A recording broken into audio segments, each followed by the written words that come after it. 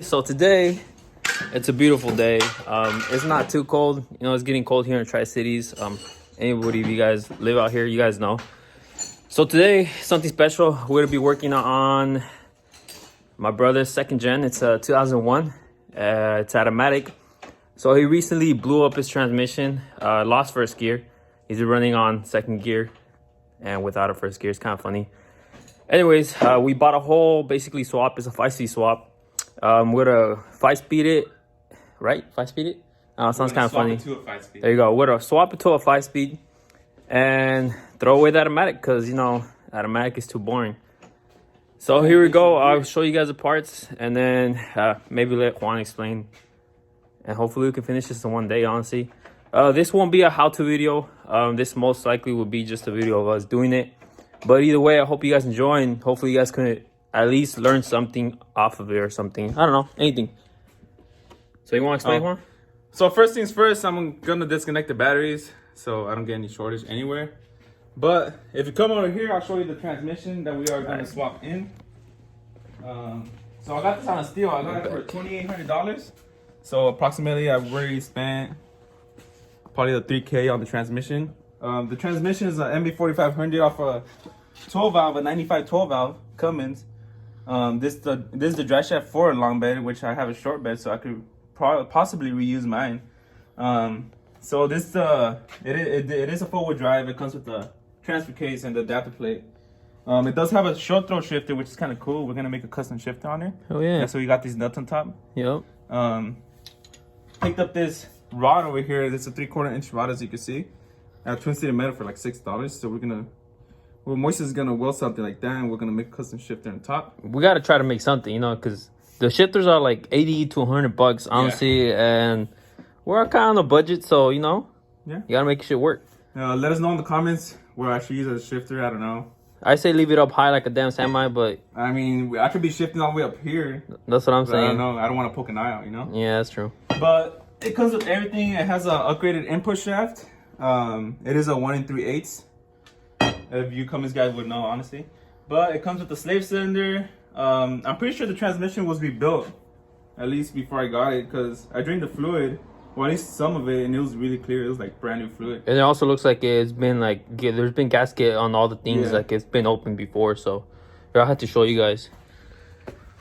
See if you guys can see it, all that gasket right there. That's all been kind of opened up and checked. Yeah, they put some thick layers on there. Oh yeah, they put some schmicky thick layers. It's also, this been open before. The one in the back, it's kind of hard to tell back there. I don't know, it's pretty cool. I wish this was red, white, and blue like America, you know. That would be nice. An American transmission, ooh, it'd be so cool. But yeah, it's cool. I got the whole package with the 4-wheel drive conversion. I mean, the truck is already a 4-wheel drive, but in order to use the transfer case that I have, I had to change the output shaft, the one that goes to the back. Actually, yeah, the output shaft on the transfer case, because I think it's bigger or smaller. I think it's smaller than the what's it called, the manual transmission. Oh, is it thicker? Is it bigger? Yeah, the manual is thicker in the back. Nice. So you have to change it. All right. But if you come over here, this is the foot pedal assembly. So I got a big old tip, guys. America.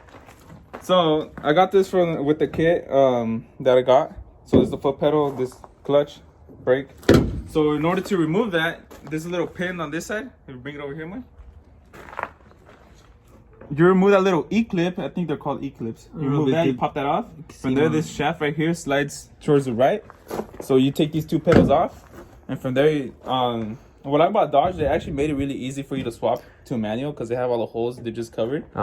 So you just pop this off and it bolts right on. From there, you just hook on your brake lever and your clutch lever to this for your slave cylinder.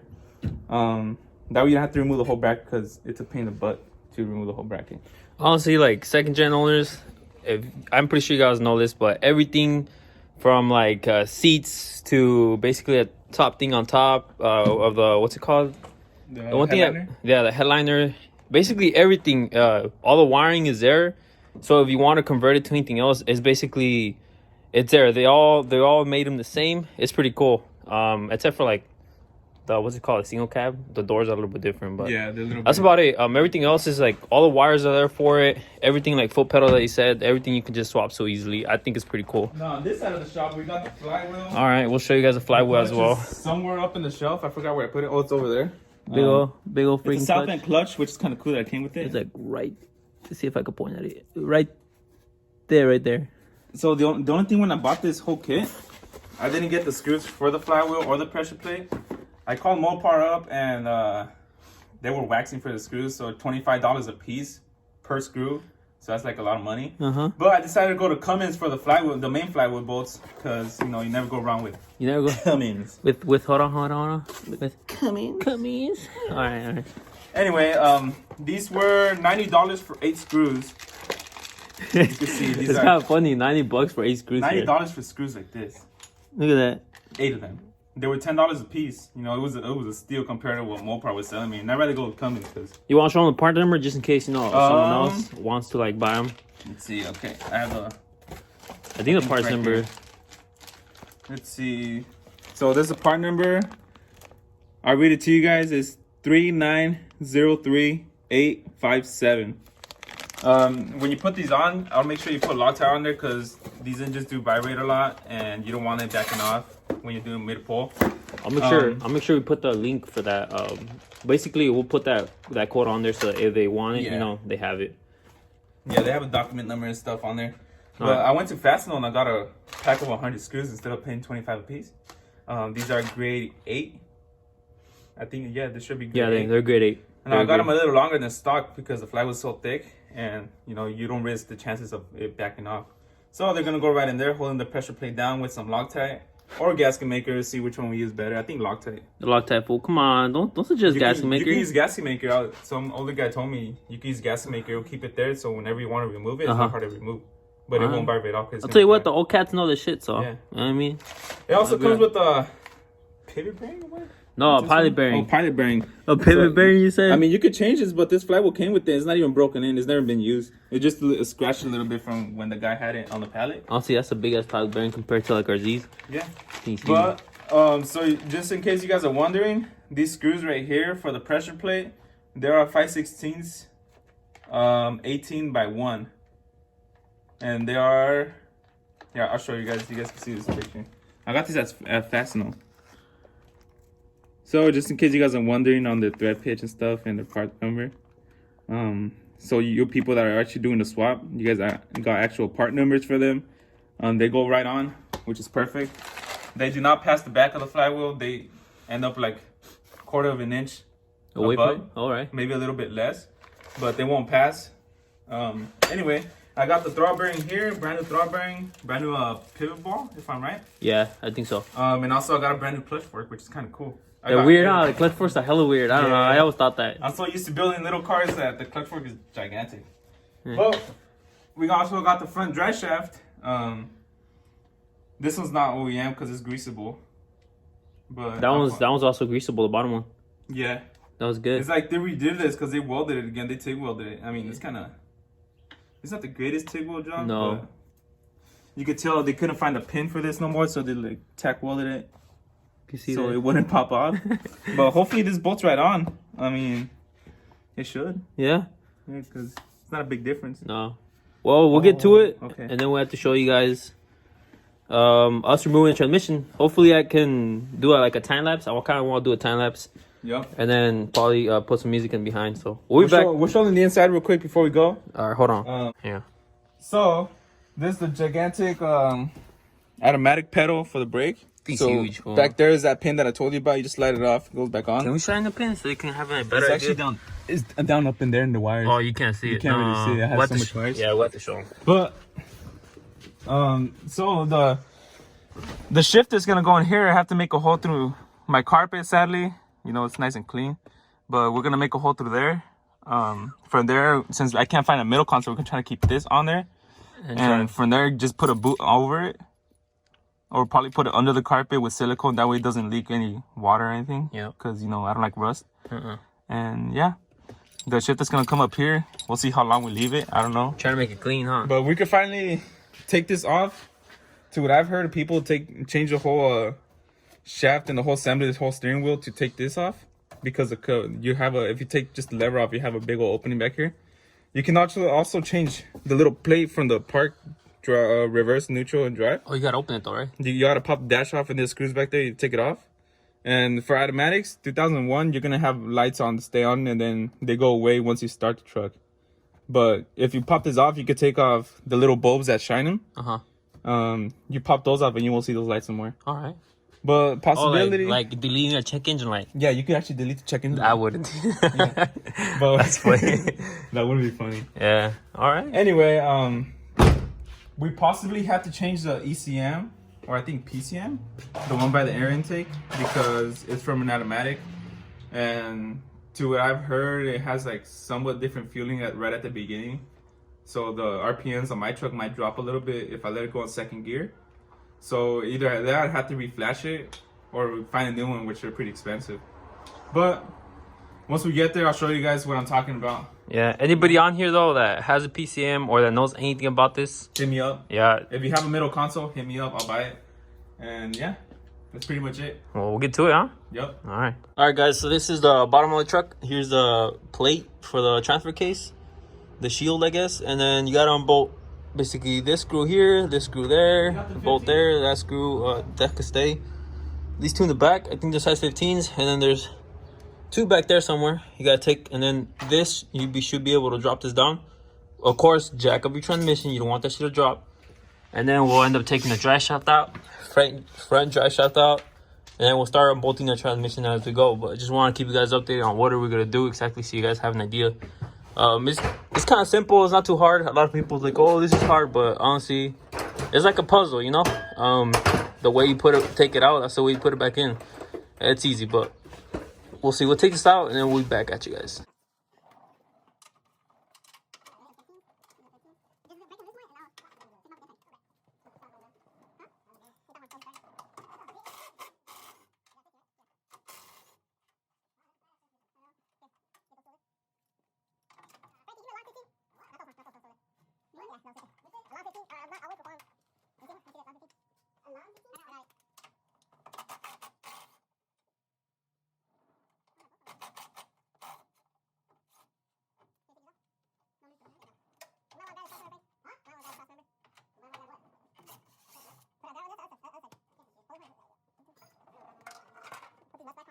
All right, guys, after a pain and a whole lot of mess, huh, Juan? Yep.